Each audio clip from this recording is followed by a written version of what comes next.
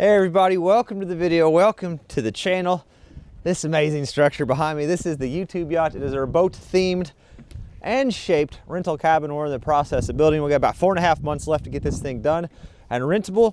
Today we're gonna finish up where we left off on the walkway that I'm standing on. And by the end of it, I'm hoping we got some windows in these holes. We'll see though. It's supposed to be 4 degrees tonight, so.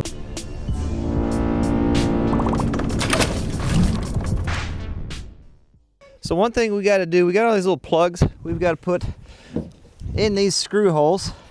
And I didn't have the right hammer last time, so I picked up this fella. I got some incredibly cheap labor. I'm going to get the plugs lined up because they do have a grain pattern to them. And she's going to do the hammering. All right, pounder. That works pretty good. So what we learned is I've been popping them out. You don't have to. You just hold that on the hole and hit it. It comes right out with the hammer. It's not bad. First, gentle tap at first. Get it started in both hands. There you go. There you go.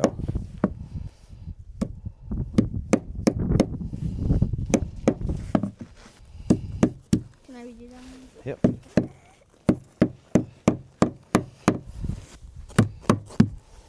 Are you almost done? Perfect, and that's only one more. That was the last one too. All right, now we just got to do that 3 more times. Yeah, I know. So this is a PVC decking. This is Timber Tech. The color is weathered teak. It comes with a driver and its own screws and these plugs. First I was popping them out individually, putting them in and then hammering them. And then I realized that you can just hit them right through the daggone thing. It's not bad at all. I'm just kind of going through getting them started and then we'll run down and give them the final whack. It isn't bad at all though. I mean, it's time consuming, but it's quicker than I thought it would be.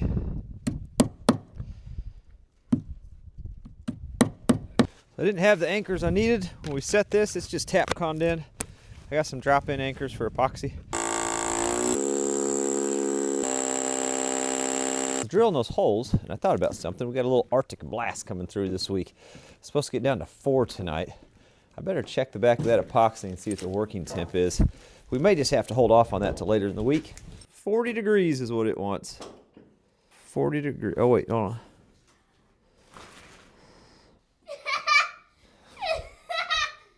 So since it wants it to be 40 degrees and we apply that epoxy, we'll probably just hold off to the end of the week. It is getting back up into our normal temps here in the 10-day forecast. But the next couple nights, that's not going to work. Let's move on to the next thing. That is if I can get this Champion dual fuel to start. I've been having some trouble with it lately. We run ethanol-free gas. We're fortunate enough to have a gas station nearby that sells ethanol-free gas. But I'm still having some issues starting. I mean, it's like 30 pulls to get her to go. I got the hose for it, and I run everything else on propane. Maybe we ought to just try it on propane. See what it does. Flip this over.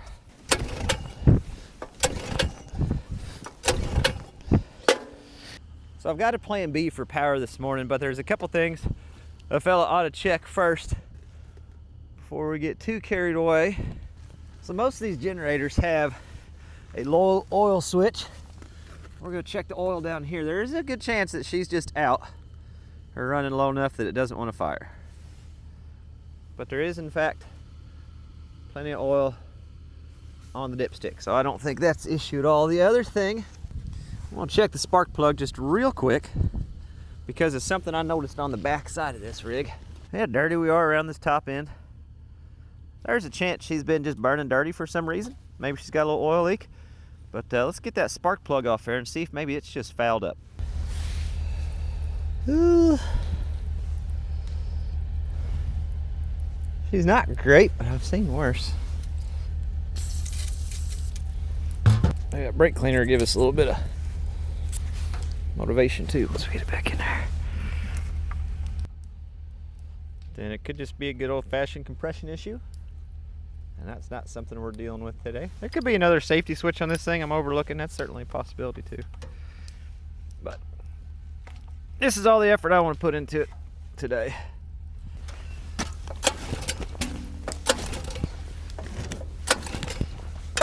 We are on the propane. We are on the propane. We are on there. We'll give it about 10. If that doesn't do it, we're going to play a B. I mean, with the propane, it ought to fire it pretty quick.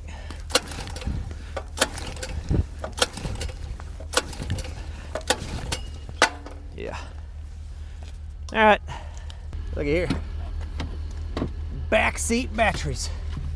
How about that? I got the old Blue Eddy stuffed in here, along with a bunch of other stuff. Nice. I've learned in the wintertime, it's just, you start getting into the teens and single digits, you just leave the truck run, you know?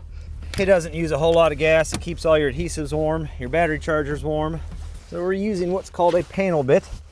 You can see it's got a tip that you can plunge on through, and then it's smooth with the cutting surface right there. It allows you to just kind of follow where that window's at. In my opinion, it's the fastest way to cut out a window. I've used sawzalls, jigsaws, skill saws. Oh, those spiral blades you put in the smaller size routers. Whatever you'd like to do, personal preference. But I like this. This router has been acting a fool, so I got a backup router just in case this doesn't work for us.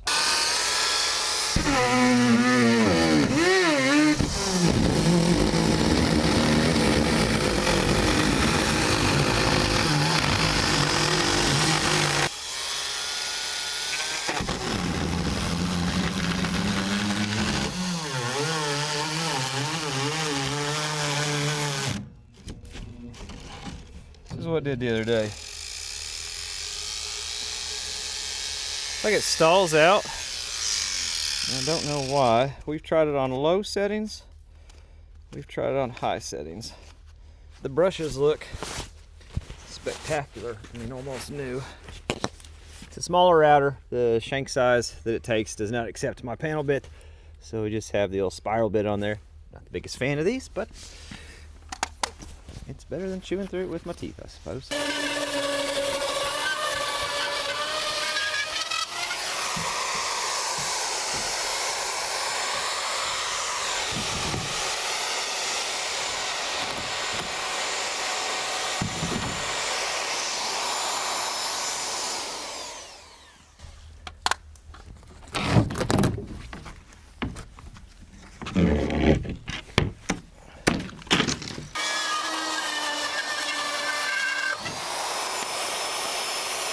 So that tip just goes off whatever it's rubbing against, which is the sill.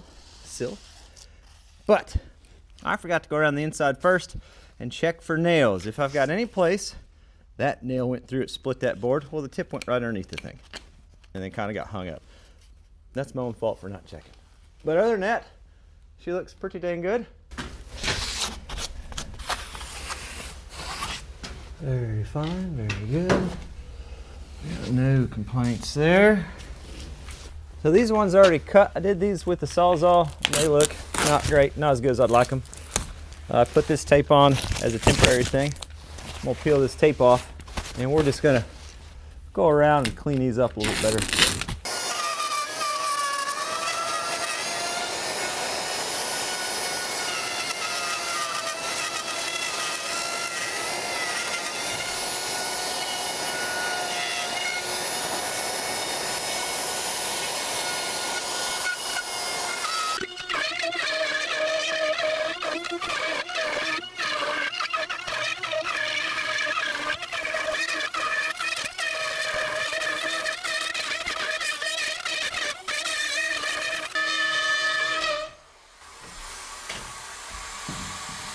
At least this side isn't covered in ice and snow, because that, that would make things a little trickier. Now, we're good over here.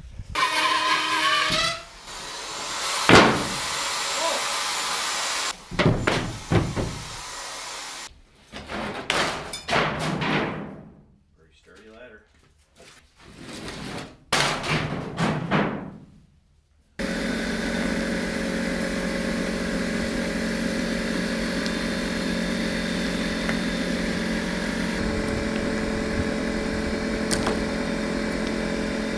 So the next step, we got some nailing we got to do. Let me show you. Whenever we sheeted this, we didn't nail around the windows because, well, I just don't have that good of aim. And it's easier for me, cut the window out, and then we can go around and do all the nailing we need to use. These are coated, ring-shanked, full-headed nails. Might need to turn my pressure up on my tank. Yeah, we're gonna have to. All right, hold on. Everything's cold. Nothing wants to shoot.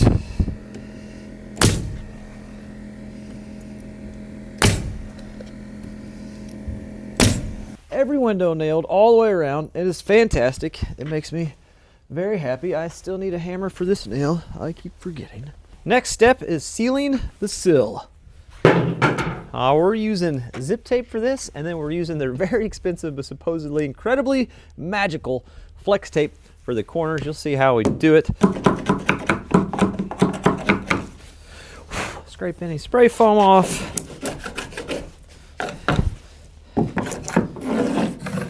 The working temp for this stuff is pretty low. I can't remember exactly, but surprisingly low. I remember when I looked it up. So we're putting this on first. We're just going half the depth there.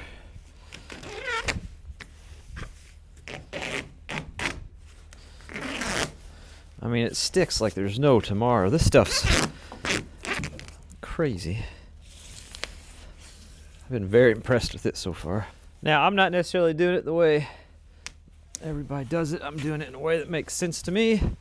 The whole point of this is if you ever get moisture somehow under that window, it finds its way out instead of between this and the wall cavity.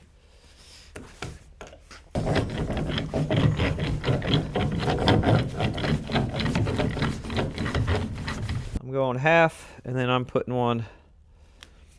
We're just going full on the sill like that.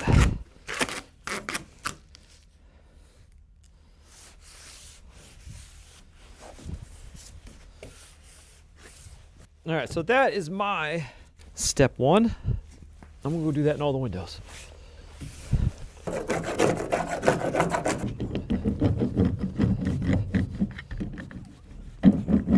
It's time for my step two. So this is next. It is their stretch tape. I've never used this, but supposedly it's just absolutely magical. It is wildly expensive. Well, maybe not wildly. It's probably expensive to make, but it is cost prohibitive in my mind to do the whole thing out of the stretch tape. So a lot of people do what I've seen them do online. They do this on the bottom, and then they do what we're going to do. They just do the corners, and then they'll go back to the regular flash tape for a little bit up on the vertical.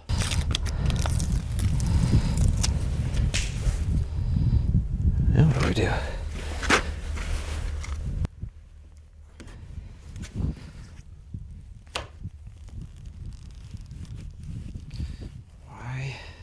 What are the physics behind this?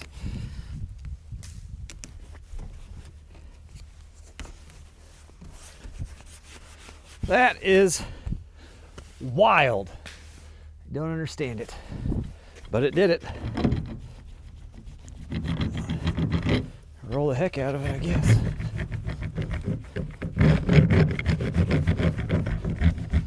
Look at that.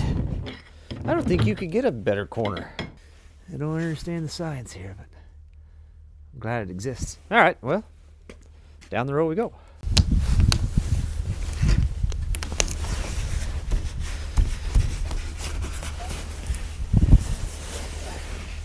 Wild.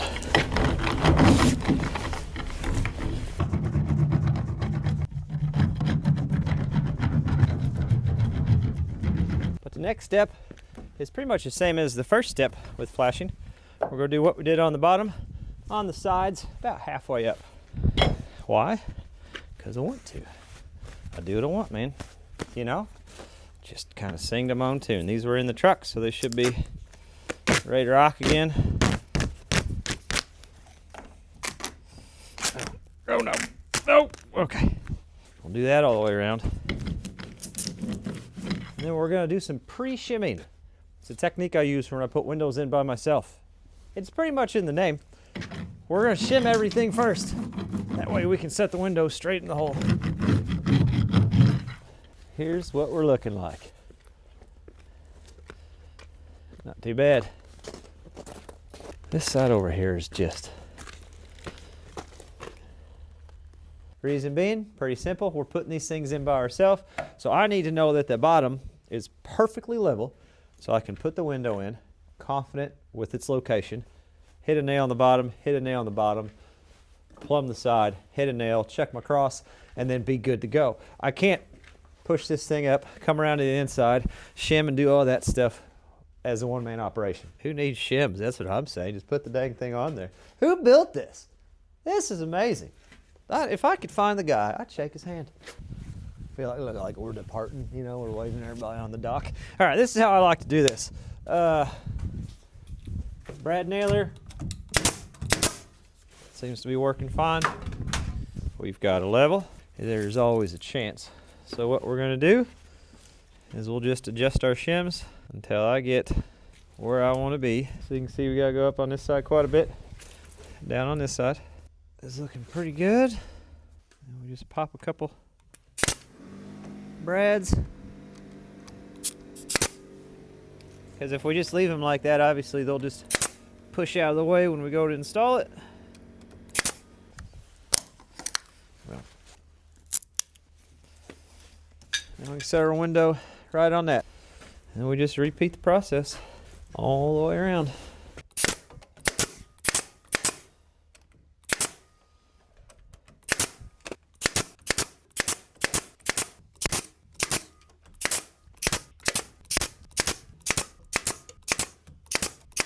Here's something else I've never used before, at least not for installing windows, the old sausage gun. The reason I'm trying this is because the liquid flash from the zip system is cheaper in the sausage tubes per ounce than what it is in the actual caulking guns. And I guess that makes sense when you think about it, because this packaging is probably a lot less expensive to produce versus the actual tube that you get with the caulk. So we're supposed to unscrew the cap.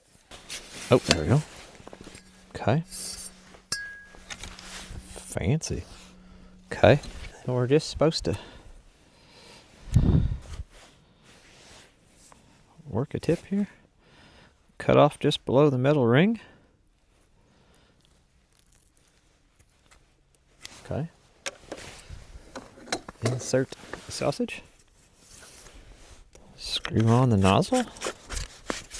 We'll carry the window over. The windows are over at the shop because the day he delivered it, we couldn't get the truck back. So we're gonna have to do one at a time on the side-by-side, and that's okay. We're fine with it. Everything's fine. It's fine. Everything's fine. At least we're not packing windows across ice.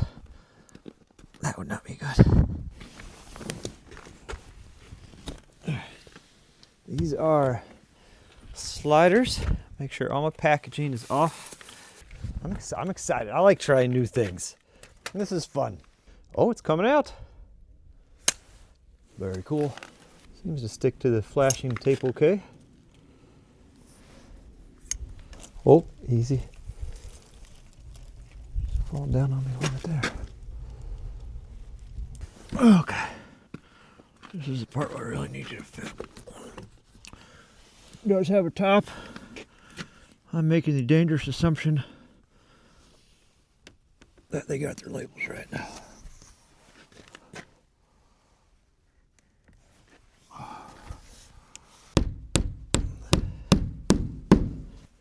Be doing that to me, not yet. That looks really good.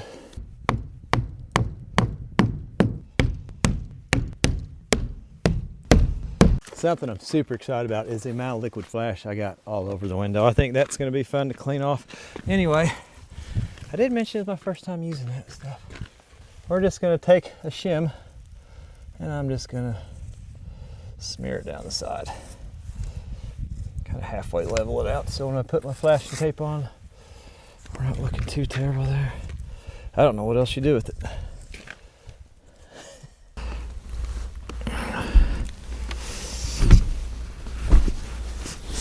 Hurry up. There we are.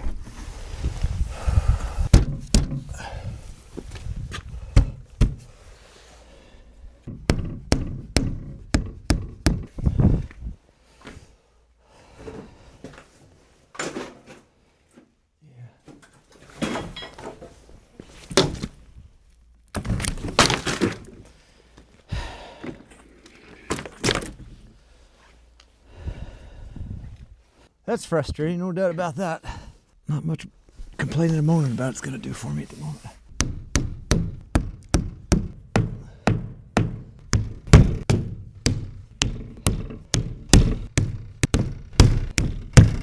I think making a mistake when you know you're better than the mistake you made's got to be one of the hardest pills to swallow. Making a mistake doing something new, that's learning. Good morning. Here we are, day, whatever it is. Blistering 8 degrees this morning, so warming up on the mornings. We're gonna try to get 4 of the big ones in because that's what we got left. The upstairs we don't have on site yet because we have limited storage, which is great because now I can just be like, oh, I think you guys forgot one or something like that, and get another one of those coming. That sucks, you know, there's no 2 ways around that, but let's go.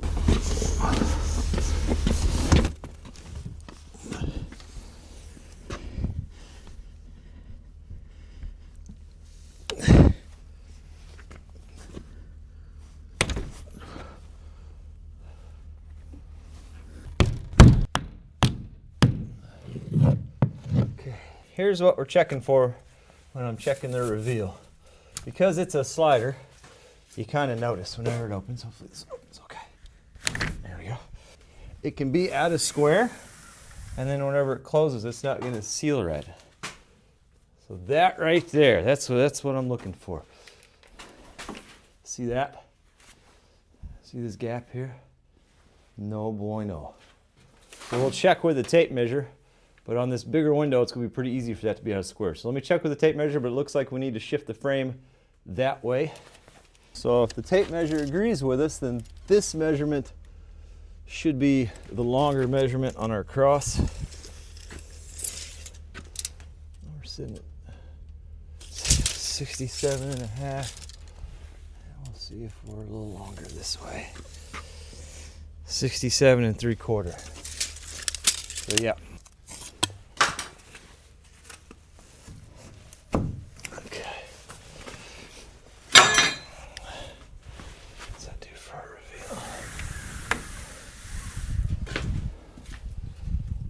Good on this side. So I've got her shimmed now to where I like the reveal, and our math looks good as far as it measuring square. Now here's what you're going to notice, and I'll show you. We're going to notice here. See how there's light at the bottom and a little light at the top, but we hit here first. So that's the other thing we're going to fight, and I'll show you on the level outside, and I'll kind of show you what we got to do. This vinyl, it kind of goes that way just a little bit. And if you put the level on there, so we show plumb, which is good, but there's just a little, to get it perfectly straight, there's a little play there.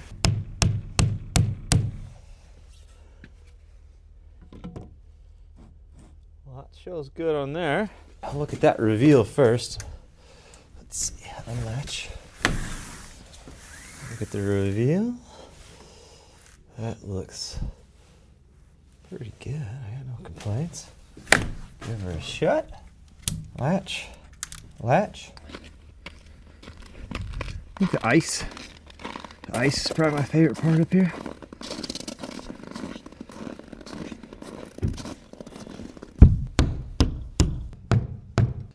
Have I got this flexibility? Oh, he's nimble.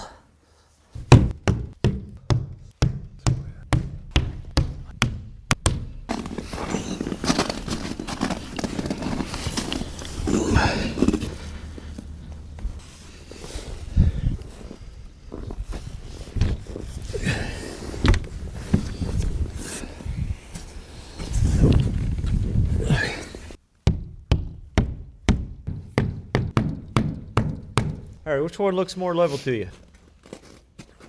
1 or 2? 1? I'd say 2 or 2. Probably 2. Okay, probably 2. Let me grab a shim.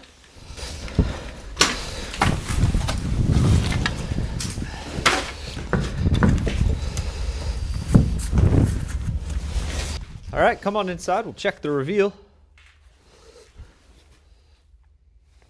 All right, let me know. Okay, let me see here. All right, let's see. I think it's better here on the reveal. 3 Or 4. 3. Can I see 3 again? Or 4. 3 Yeah. again? Yeah. Okay. 3. Yeah, I 3 think again? 3 for sure.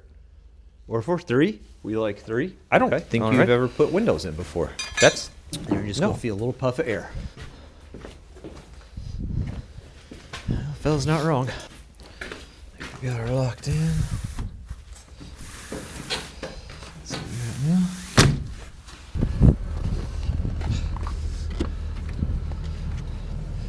Oh, there we go.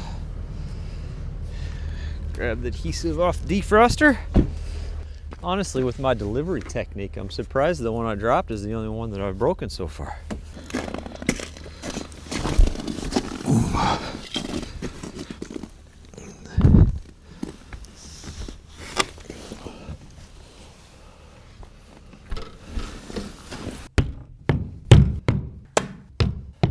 Looking pretty cool from this end. Looking really cool. I think that's looking pretty cool. The upstairs windows, when we get those in, if we're not putting those in until we get the deck on, for obvious reasons, it'll be a lot easier with the deck on. It'll be the same, it'll match window placement, so just those stacked on top. I think it looks pretty daggone good. We do have this window, so I mean, I'm saying why not?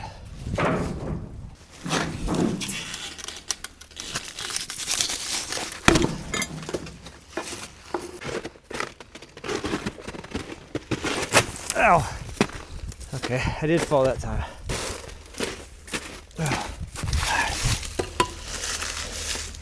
So for the ICF window buck, I just don't get as elaborate with the flashing. I think for obvious reasons.